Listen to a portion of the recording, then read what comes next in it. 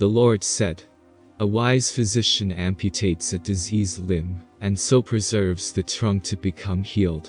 Did I, the Lord, not see the rankness of the tribes of darkness, the drugs, and that the proceedings of man would render the earth void?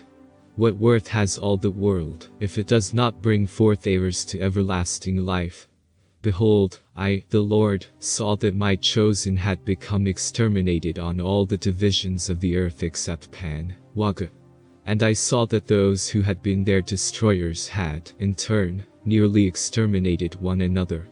And I, the Lord, saw that by bringing the remnants of my people here to Pan, to Waga, they could re-establish themselves, and become the seed of a mighty people. But, as for the land of Waga, Pan, it was already in the throes of death. The drugs had become a festering sore, and the spirits of the dead, tens of billions of them, would not quit their hold on mortals while life was on the earth. And I, the Lord, sent my angels around the whole earth, and gathered in the spirits of darkness, gathered them to the land of Waga, Pan.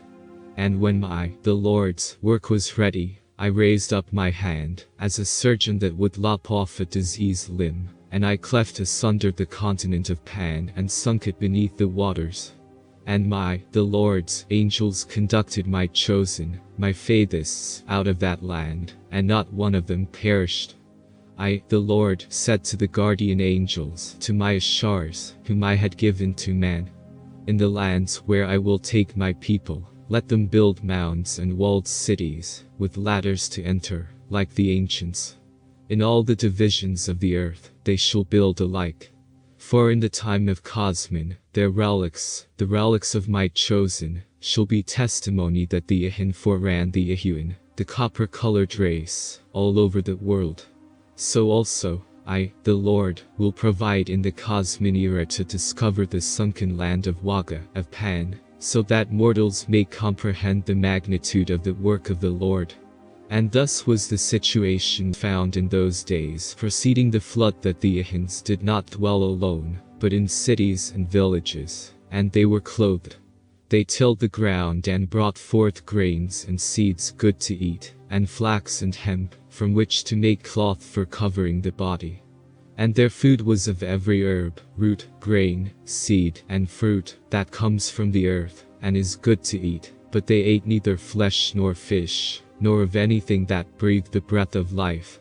And so the Ahins, they toiled by day, bringing the fruit of their labor within their cities, and they slept at night within their cities, and on mounds, so they would not be molested by beasts of prey or by serpents. And every city had one Rabbah, had father, who knew the way of the Lord. By the Rabbah, the altars of the Lord were built, and the times of the sacred days foretold. And the Rabbah made written records on stone, which they taught to their successors, and to whoever desired to learn of the Lord. And the Lord remained with them, the chosen, and they kept the commandments and multiplied exceedingly, in all the divisions of the world.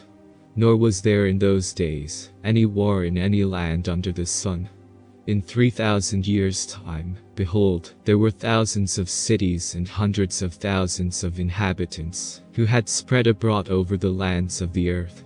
And they, the inhabitants of earth, had built ships and sailed abroad on the seas, and inhabited its islands, north and south and east and west.